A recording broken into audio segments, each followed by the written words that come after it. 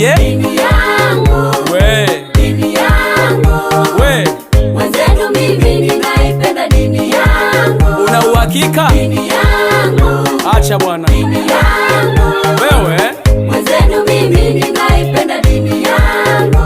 una dini gani na hautendi haki? Eti una dini na umejaa unafiki. Dini ya kweli ni kuwa na imani, kuacha dhambi, kujali wahitaji. Dini ya sasa imekuwa kama chaka, wanaochapa dhambi ndiko wamejificha. Mchawi wa kwanza ndo mzee wa kanisa, na nikaiba pesa za ujenzi wa